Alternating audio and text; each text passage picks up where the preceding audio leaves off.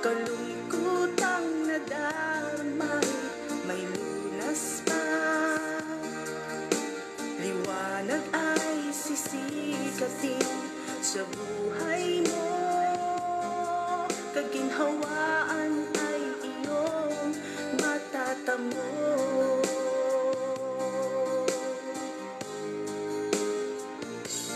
Dahil kay Jesus mo lang ito matatagpuan. Dahil kay Jesus mo lang ito mararamdaman. Dahil kay Jesus lamang mayroong kalunasan. Lumapit ka, lumapit ka. Sa Kanya mo lang ilaga ang iyong kabiguan.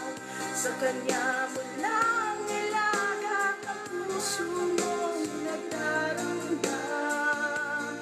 Kahit gaanong kabigat, kaya niyang lunasan. Sa Kanya mo lang ito matatagpuan.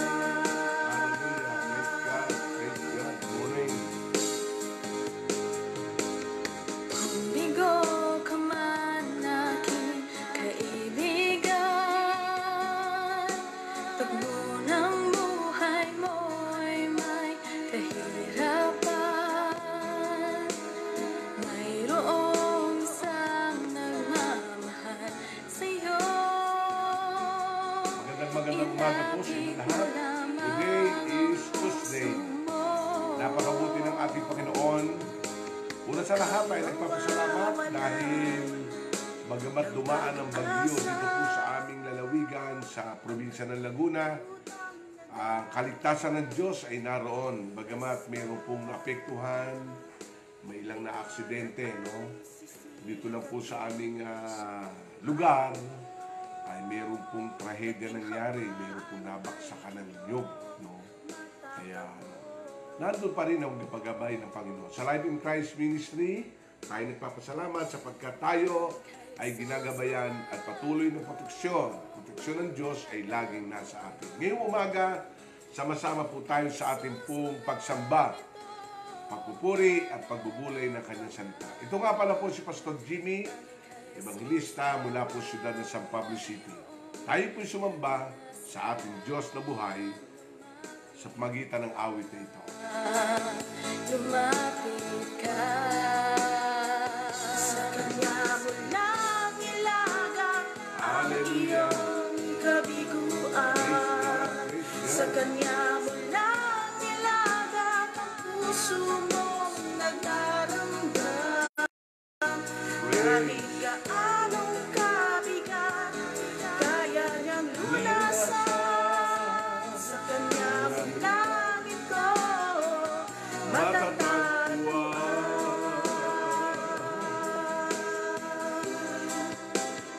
Amen. Dahil kay Jesus mo lang ito matatagpuan. Dahil kay Jesus mo lang ito mararamdaman. Dahil kay Jesus lamang mayroong kalunasan. Lumapit ka, lumapit ka. Amen. Tanging kay Jesus lang, mga kapatid. Ilaga ang iyong kabiguan. Sa Kanya mo lang ilaga ang puso mong nagdaramdam. Kahit gaanong kabigat, kaya niyang lunasan. Sa Kanya mo lang ito matatagpuan. Patuloy natin pagkatiwala ang lahat sa Diyos. Kay Jesus lamang ito mararamdaman. Kay Jesus lamang ito matatagpuan.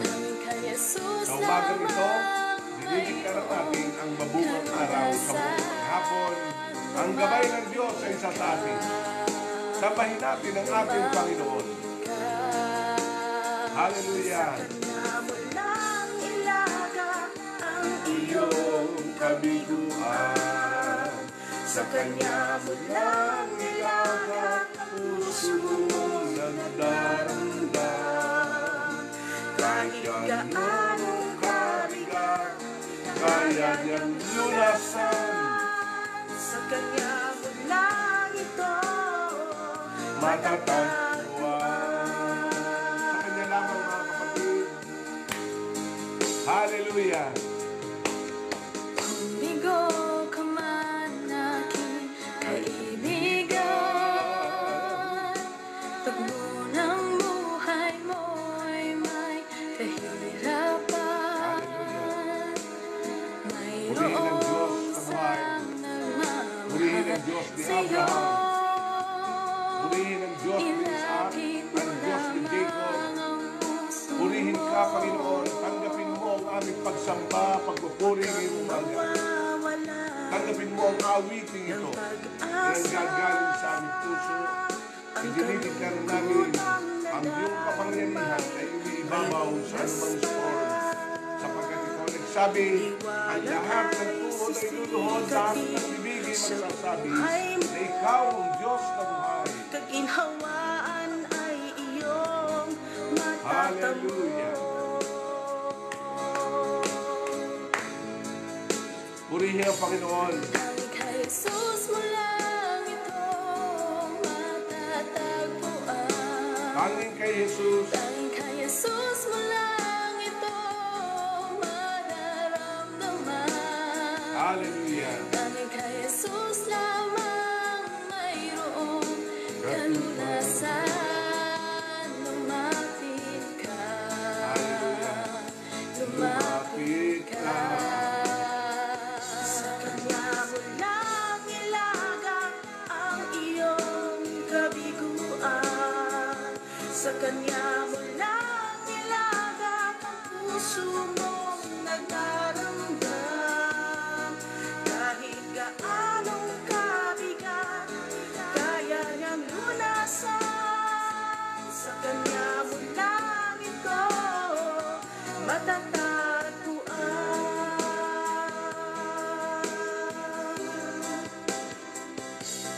Dahil kay Jesus mo lang ito matatagpuan. Dahil kay Jesus mo lang. Hallelujah. Magandang umaga po sa inyo lahat. Tayo po ay patuloy na mananalangin. Tayo sumamba sa ating Diyos na buhay. Napakabuti ng ating Panginoon. Sa bawat araw, sa bawat sandali, ang kalinga ng ating Panginoon ay nariyan. Tayo po'y manalangin. Ama namin banal, kami nagpapasalamat sa bagong umaga. Umagang ibinigay mo na punong-puno ng pag-asa. Umaga, Panginoon, na kung saan sumisikat ang araw at lumulubog ito at patuloy ka namin sasambahin. Maraming salamat, dakilang Diyos, sa umagang ito sapagkat una sa lahat, salamat sa proteksyon bagamat dumaan po sa probinsya ng Laguna ang bagyo. Inalagaan mo at binigyan mo ng proteksyon ang bawat isa. Salamat, dakilang Diyos, at ito'y aming dinudulog sa iyo. Salamat, Panginoon, sapagkat patuloy na gumagalaw ang iyong proteksyon. Panginoon, maraming salamat sapagkat bumababa na po hanggang sa mawala ang apektadong lugar ng coronavirus. Salamat, dakilang Diyos, at kami nagpupuri sapagkat maging dito po sa syudad ng bayan ng Laguna, probinsya ng Laguna, malaya na po kaming nakakapanambahan. Salamat, Panginoon, sapagkat kami naniniwala buwan ng Nobyembre, totally po, O Lord, dinideklara namin zero COVID in the name of Jesus. Ano man ang iyong pangailangan ngayong umaga habang ikaw ay patuloy na nanonood at nakikinig ng live streaming na ito. Dala-dala ay pag-asa ang Panginoon. Dala-dala ay mga pangako. Mga pangakong hindi nagbabago, kapatid. Ang salita niya hindi babalik ng walang kabuluhan. Kaya anuman ang nangyayari, iibabaw pa rin ang kapangyarihan ng salita ng Diyos. Ang salita ng Diyos na nagbibigay ng pag-asa, salita ng Diyos na nagbibigay ng kalakasan, Salita ng Diyos na nagbibigay ng direksyon. Ano man ang ating nararamdaman, ano man ang ating nakikita, ating itinatalaga at ating inaangkin ang kapangyarihan nito.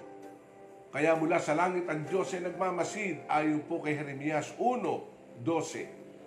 Minamasdan niya ang kanyang salita upang ito'y magkaroon ng katuparan.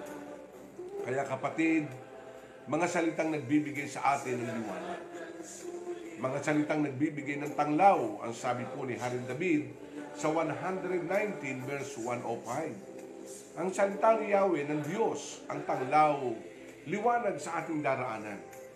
Kaya mga kapatid, ang salitang nagbibigay ng bagong bagay. Kaya mga salita na kailangan natin hanapin, pakinggan, basahin ang Biblia. Sapagkat sa panahon ito, ang sabi nga ng Bible, naalala ko po, nang sinabi ni Abraham, ay naroon ang sulat ng mga propeta. Iyon ang kanilang basahin, yun ang kanilang pakinggan, yun ang kanilang paniwalaan, yun ang kanilang sampalatayanan. Kaya ang sabi doon, basahin mo ito sapagkat napakahalaga ang salita ng Diyos. Kaya ano man ang iyong panalangin ngayon, ano man ang inaangkin, claim it and you will have it. The protection of the Lord is always with you. The protection of God clothed every one of us. The blood of Jesus Christ covered us every day, 24/7. Hindi natutulog ang Diyos. Amen? Kaya napakabuti ng ating Panginoon. Kaya kapatid, kaibigan, sa ating pananalangin at patuloy na pagdideklara, hallelujah! Malaya na tayo sa anumang COVID, wala nang takot. Normal na ang lahat, ang ekonomiya, normal na. Hallelujah! Praise God! Purihin ang Panginoon. Lord God, kami nagpapasalamat sa mga bagong bagay na hinihintay namin na gagawin mo. Lord God, tinataas ko po, Panginoon, ng Nobyembre at Disyembre, katulad po ng aking deklarasyon at aming pong pananampalataya, there is a great outpouring of the Holy Spirit in your lives.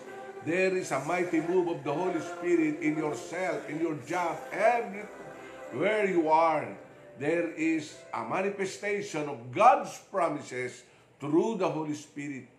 Kaya sabi nga, ang banal na Espiritu Santo ay gagabay, magpapaalala sa bawat isa. Kaya sa oras na ito, ideklara natin yan. Ideklara natin na ang Diyos ay patuloy na gagawa at kikilos. Naalala ko ang sabi po ng Acts chapter 1 verse 8. Ang sabing ganon, tatanggapin niyo ang kapangyarihan ng Santong Espiritu at pagdating ito sa inyo, bibigyan niya kayo ng tinatawag na kalakasan. Bibigyan niya kayo ng kakayanan, ability. Ang sabi po ng ibig, ability. Sabi nga natin, ability. Ang ibig sabihin, ang Diyos ay nagbibigay sa atin ng kakayanan o kapangyarihan. Meron kasi tayong tinatawag na built-in power. Sabi nga natin, built-in power. So, ang ibig sabihin nito mga kapatid, ang Diyos ay patuloy na gagawa ng bagong bagay sa bawat isa. Amen? Amen po ba? Kaya pasalamatan natin ang ating Panginoon sa bawat araw. Pasalamatan natin ang Diyos na kung saan ay laging gagawa ng bagong bagay. Amen? Kaya napakabuti ng ating Panginoon. Palapakan natin ang ating Diyos. Praise God, praise God, praise God. Okay, ako po ay naka-LJM. Ayan, Laguna for Jesus Movement. Ayan. Ang chairman po namin ng Laguna for Jesus Movement ay ang binamahal namin Bishop ng Laguna, si Bishop Hermie Malabanan. Alam nyo, sa kapurihan ng Diyos ay lumalakas sa pamagitan ng encouragement. Una, ang Diyos. Ikalawa ay yung mga taong ginagamit ng Panginoon. Kaya kami nagpapasalamat sa bumubuo po ng Laguna for Jesus Movement headed by our Bishop Hermie Malabanan at ilang mga elders of the province. At ako po ay nagpapasalamat. Ako po ay representative ng San Pablo City na dumalo sa pagtitipon once a month, no? Third Thursday kung doon nagkakamali. Kaya tayo nagpapasalamat. Kaya suot ko ito, Laguna for Jesus. Pwede natin sabihin na my family is for Jesus, no?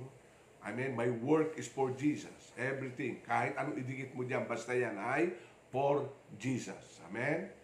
Ang province ng Laguna ay para kay Jesus. Amen? Kaya nagpipray nga kami sa ng San Pablo City. Pag ito'y nangyari, no? Ay nakalagay doon sa pagpasok ng syudad, welcome to the city of Seven Lake where Jesus Christ is our Lord. Ayan. Kasi lahat ng dinideklara natin positively ay gumagawa at nagmamanifest. Nung binitiwan ng Diyos ang kanyang salita na magkaroon ng halaman, nagkaroon ng halaman. Nung binitiwan ng Diyos sa bibig ng Diyos, no, from Genesis chapter 1, 2, and 3, na magkaroon ng lahat ng gumagapang sa kabundukan, nagkaroon. Nung sinabi ng Diyos na magkaroon ng lahat ng uri ng lumalangoy na isda sa tubig, lahat ay nagkaroon. Hindi iniisa-isa ng Panginoon yan, ha? Hindi iniisa-isa. Magkaroon ng bangus, magkaroon ng tawilis, magkaroon ng dalag, magkaroon ng tilapia. Hindi. In one word, when God declared the Word of God, it will work. Because the Word of God is a creative Word of God, a powerful Word of God. Ang sabi ng John chapter 1, nothing was made without the Word. Walang malilikha kung walang salita. Ang sabi ng John chapter 1, nothing was made without Him, without the Word. And the Word became flesh. At ito ay ang ating Panginoon. Kaya napakabuti ng Diyos sa ating buhay. Kaya ngayong umaga sa ating pong pagbubulay, maikli lang po ito katulad po ng ating ginagawa. Matapos tayo manalangin at magkaroon ng deklarasyon ang bawat isa, tayo po ay nagkakaroon ng meditation o pagbubulay. Dito makikita po natin sa Philippians chapter 3 verse 13 and 14. No, dalawang talata, but very powerful. When Apostle Paul delivered this word to the Philippi, nagkaroon ng tinatawag na minds deliverance, yung mga isipan nila yung lumaya, nagkaroon sila ng pag-asa dahil ang hatid ng balita ng salita ng Diyos ay naroon. Amen? Okay, basahin natin ang Pilipos, Kapitulo 3, talatang 13. Brothers and sisters, sabi natin, brother and sister, mga kapatid, sa wikang Tagalog, I do not consider myself yet to have taken hold of it. But one thing I do, forgetting what is behind and straining toward what is ahead. Yan ang sabi ni Apostol Pablo. In verse 14, I press on toward the goal to win the prize for which God has called me heavenward in Christ Jesus. Napakabuti ng Panginoon. So our meditation today is press on toward the goal. Sabihin natin, press on. Sabihin nga natin, press on. Ano ba yung mga goals ng ating buhay? Ako'y naniniwala, no? Maraming negosyante, maraming pabrika, maraming churches ang nagsagawa ng goal setting. Pagpasok ng 2020, December pa lamang, January pa lamang, nagkakaroon ng meeting, nagkakaroon ng planning ang bawat company, nagkakaroon ng planning ang bawat church, at ito lahat ay goals na gagawin nila ng 2020. Mga nakalahad, kung tawagin ay micro and macro vision, short-term and long-term activities to achieve the goal. Pero sa di inaasahan, nangyari nga po yung COVID-19. COVID na nagpahinto ng lahat ng bagay na talagang di natin inaasahan. Pero kapatid, ngayong umaga, let us press on toward your goal. Ano mang goal, ano bang pangarap, ano mang nais mo, na pinlano mo ng buwan ng December 2019 at 2018 o 2019, January, nagkaroon kayo ng details. Ito ang gagawin namin, ito gagawin namin, ito gagawin namin. Pero kapatid, nangyari ang COVID. Pero hindi kayang pahintuin ang lahat ng iyon. Sabihin nga po natin, hindi ako hihinto. Kaya dito sa short meditation natin, may tatlong bagay ako nakita sa mga talatang ito. Ang sabi ni Paul, again, Philippians chapter 3, verse 13 to 14. Ang sabi, brother and sister, I do not consider myself yet to have taken hold. Hindi lahat ay natanggap ko na sa akin na. But one thing I do. Sabihin nga natin, one thing I do. Sabihin nga natin, one thing I do. Forgetting what is behind and straining toward what is ahead. So unang-una mga kapatid na napakahalaga bilang pundasyon, to press on toward the goal, ano sabi ni Pablo dito? One thing I do. Ang ibig sabihin, focus. Ano ba ang gusto mong mangyari? Ano gusto mong goal? Amen? Ano gusto mo? Kaya makikita natin, yes, marami tayong goal, physically, materially, financially, everything. Pwede yun. Pero tandaan po natin, one thing I do, you need to focus. Kailangan ano ba nakapokus? Nakakita ba kayo ng kabayo? Ang kabayo may nakaganyan eh. Sa kanyang pagtakbo, mayroong nakatakip sa kanyang dalawang mata sa dalawang tagiliran. Bakit? Bakit kaya nilagyan ng kutsero yung mata ng kabayo na nakakover dito sa kanyang kaliwat kanan? Okay. Ito po ayon lang po sa aking study. Ang dahilan para hindi magambala ang kabayo doon sa kanyang pagtakbo. Nakaganon yun. Nakapokus. Kaya sa bawat isa mga kapatid, pressing on toward the goal, si Paul ang nagsabi, but one thing I do. Sabihin natin, one thing I do. So, balikan po ninyo. Ano ba yung plano? Nakuha niyo po ba ako? Kaya, alam niyo, bilang pastor, ng Life in Christ, bilang pastor din kayo, o mananampalataya, napakarami tayong goal. In other words, marami kang planuhin. Pero kapatid, hindi kayang pahintuin ng COVID-19 ang plano mo. Idiretso mo yan. Mag-focus ka. Mag-focus ka. Amen? Kung ang plano niyo winning soul, do it.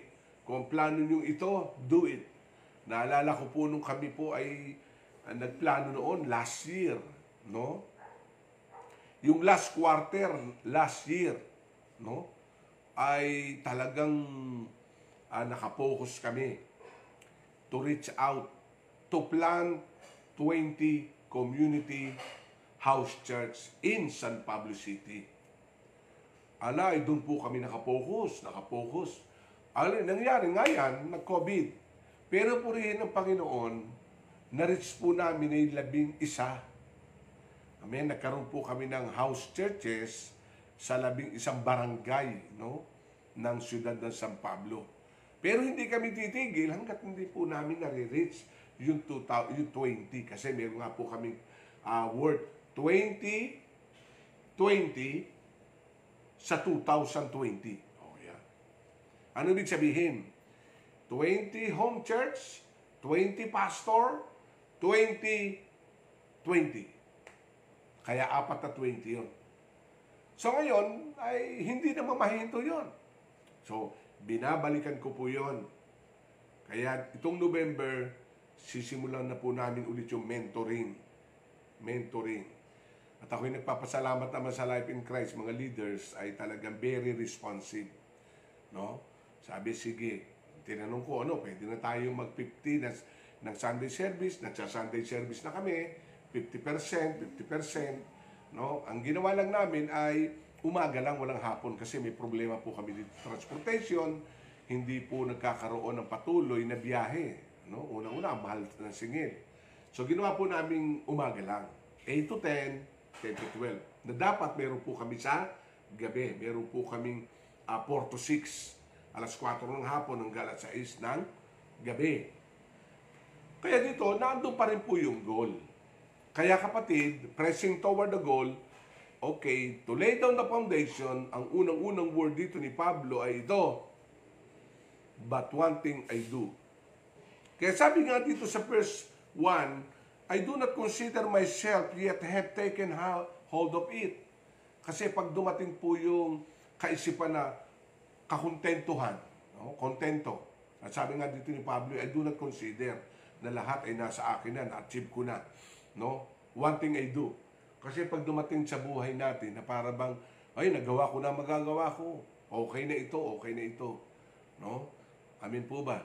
So, kailangan ay meron kang desire. Merong focus lang. Press on, press on, press on, press on. Amen? So, dito, ikatlo na nakita ko po dito, as a growing believers, as a maturing leaders, and Paul set before us this kind of step, pressing on is the essential step. Unang-una, dito makikita po natin, balikan po natin po yung Philippians chapter 3 verse 13. No? Doon sa B ng Pilipos kapitulo 3:13. Forgetting what is behind and straining toward what is ahead. Yan yung strong word ni Pablo to press on toward the goal. Ang sabi dito, forgetting what is behind. So, kailangan, para tayo makapag-focus, para tayo ay makapag-press on toward the goal, kalimutan mo anumang nakalipas. Sabi nga natin, forgetting what is behind. Kasi pag hindi natin lilimutin yung nakalipas, nako, mag-e-echo yan. Kasi, hindi mo kaya yan, hindi mo kaya yan, nabigo kayo. Hindi ka pwede, hindi ka qualified. Ikay ganito. Nako, ang hirap. No, huwag nating alalahanin yun. Sabi ni Paul, forgetting what is behind. So, dito makikita natin, ang sinasabi ni Pablo, guard your mind. Yan. Bantayan daw natin ang ating isip. Pressing toward the goal, maraming papasok na negative sa isipan natin. Pressing toward the goal, maraming alinlangan na papasok. Pressing toward the goal, maraming tayong circumstances na makikita, makakasalubong, laman ng isipan natin yan. At minsan, yun ang ating binobolay-bolay. Yun ang ating ine-esep-esep. Amen? Huwag na nating isipin yun. Kaya sabi ni Pablo, one thing I do, forgetting what is behind. Kalimutan natin anuman ang nakalipas. So, handa mo bang kalimutan? Para tayo magpatuloy, we will press on, forgetting what is the behind. At sabi niya ni Pablo, guard your mind. Bantayan natin ang ating kaisipan. Kasi marami dito pumapasok. No? Amen? Napakarami. Ibabalik ng kaaway, ipaiisip ng kaaway, maalala mo, maraming bagay. Hindi naman tayo perfecto. Hindi naman ikaw si Superman na kaya mong gawin lahat, bagamat yun ay kwento lamang, no? Si Superman, papanuwi, di ba? Amen? Hindi naman ikaw si Wonder Woman, no? Tayo human. Pero, merong Diyos na nagbibigay sa atin ng mga pangako. Kaya sabi ni Apostol Pablo sa mga taga-Philippian Church, alay, kalimutan nyo na ang lahat ng bagay. No? Then focus, press on, press on, press on. Amen? So, yun ang una. Sabihin natin, guard your mind. So, pantayin natin. Amen? Huwag ka mag-aalinlangan. Press on toward the goal, mangyayari yan. Amen? Kasi, alam nyo, testimony lang eh. No? Talagang hindi mo dapat i-entertain ito. Naalala ko po nung pinapaaral namin yung mga anak namin, 2 years course na lang, 2 years course. Hindi. Kaya natin yan, kaya natin yan. Purihin ng Panginoon, hindi namin entertain yung kaisipan na limited lamang, ito lang kaya nyo, hallelujah, wala kayong pantuition, wala kayong yan. Alam nyo, nung na-overcome yung negative mindset, nabantayan ng kaisipan, ay purihin ng Panginoon, ayun, nakatapos 4 years course pareho, bachelor. Kaya may gagawin ng Diyos sa'yo. Press on toward the goal. Guard your mind. Forget what is behind. Kalimutan mo. Amen? Pumikit ka lamang, sabihin mo, Lord, I forget what is past, is past, is past. Amen? Okay, number 2, makikita natin dito sa mga talatang ito, sa verse 14, press on toward the goal to win the prize. Sabihin natin, to win the prize. Press on toward the goal to win the prize. Amen? Ikalawa na makikita natin dito, give your best. Yan. Give your best. Kung ikay hindi nagtagumpay noon, do it again today. Kung hindi natupad ang pangarap mo noon, dream again. Give your best. Give your best. Amen? Kasi alam mo, best ka eh. Yung nga lang nalilimitahan nga tayo ng ating iniisip na hindi ko kaya ito, hindi ko kaya ito. Ang hirap dito, ang hirap dito. No. Give your best. Kita niyo si Bartimeo? Binigay niya ang best shout. Nung si Jesus ay naglalakad, nagsisigaw si Bartimeo. Di ba? Amen. Amen po ba? Kaya makikita natin dito, anong sinigaw? Jesus, anak ni David, mahawag po kayo sa akin. Alam niyo ba, pinigilan siya ng mga tao eh. Sabi sa kay Bartimeo, tumahimik ka nga dyan. Amen? Pero nung sabi ng Bible, na nung nagsisigaw si Bartimeo, dinagdagan niya ang lakas ng kanyang sigaw. The best shout, Jesus, anak ni David, mahabag po kayo sa akin. O napansin ni Jesus, napalingon. Ano sabi ni Jesus? Tawagin niyo siya. At nung lumapit kay Jesus si Bartimeo, ano sabi ng Panginoon? What do you want me to do for you? Anong nais mong gawin ko sa iyo? Dahil narinig ko ang best shout mo, you do the best. Kahit ikaw ay pinipigilan, nagsisigaw ka pa rin. Alam niyo sa ating buhay, inaalaw ng Panginoon, minsan gumalaw ang anumang problema. Hindi para ikay tumahimik, kundi that is the time to give your best to the Lord. Ayaw mong manalangin, give best prayer. Ayaw mong magpuri, give best worship. Tinatamad ka ng dumalo ka the best. Tinatamad ka ng magpuri ka ng the best. Amen? Amen po ba? Give your best. And, listen to this. If you do your best, God will do the rest. Magugulat ka na lang. Ang Diyos ang kikilos in behalf of you because you have done the best. The best. Kasi alam niyo minsan, nalilimitahan tayo. No? Ito lang kaya ko. Pero sa totoo lang, meron kakayang gawin pa. Nakakita ba ako kayo ng orange? Ang orange naman hindi naman the best niya yung color orange. Hindi naman amoy orange. Pero ang orange juice, ang orange na fruit, malalaman natin ang the best niya. Hindi dahil sa kulay, hindi dahil sa amoy. Malalaman mo ang dala-dala ng fruit na orange, hindi pag inamoy, hindi pag nakita ang kulay, kundi pag ito ay in-squeeze mo yung orange, lalabas ang nasa loob niya. Yun yung tinatawag na palbits, yun yung tinatawag na juice. At pag yun ang ininom mo, that is the best fruits. Ganon din ang buhay natin. Inaalaw ng Panginoon na para tayo ni-squeeze, pinipiga ng kapaligiran, pinipiga ng anumang suliranin, pero hindi mo alam, sa kabila nun, lumalabas ang tunay na the best para sa iyo. Amen? The best. And the last one, ang sabi doon sa ating binasa, I press on toward the goal to win the prize. Sabi nga natin, to win the prize. To win the prize.